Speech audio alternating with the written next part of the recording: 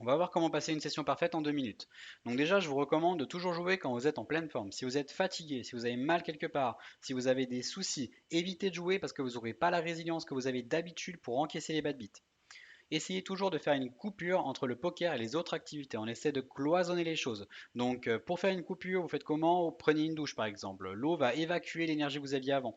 Ou bien vous pouvez faire de la méditation ou de la cohérence cardiaque. Entre le poker, moi j'aime bien faire le warm-up au début et le cool-down à la fin. Donc je me rappelle au début en faisant un warm-up, en me chauffant, pourquoi est-ce que je joue au poker, pourquoi est-ce que je suis fort, qu'est-ce que j'attends de la session. En cool-down, je vais écrire et je vais évacuer par écrit tout ce qui s'est passé pour passer à autre chose. Dans la session, ce qu'on veut atteindre, c'est la zone, donc jouer notre meilleur niveau technique.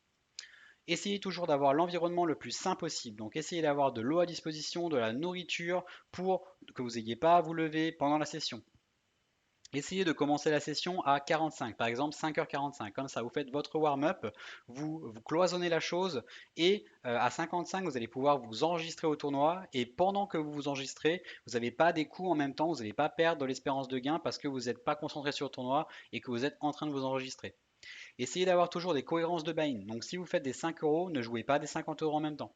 C'est pas la même façon de jouer et si vous vous faites sortir de tous les 50 euros, vous n'aurez pas la résilience de continuer les 5 euros. Essayez toujours de faire de très bonnes analyses de range. Donc ça demande un effort. À chaque coup, essayez de vous demander avec quelle main votre adversaire va arriver là. Comme ça, vous allez pouvoir extraire le plus de valeur possible. Si vous avez la solution noir sur blanc à un problème, prenez-la. Donc par exemple, pour les ranges d'ouverture, vous les avez sur le site. Les ranges de push or fall, c'est pareil. Ils sont sur le site. Donc utilisez si vous avez la solution parfaite. Et essayez toujours de ne pas avoir d'engagement et de distraction, c'est logique, hein. Si vous dites que vous allez rejoindre vos amis après la session, boire une bière, vous n'allez pas être dans votre poker, vous n'allez pas pouvoir être dans la zone.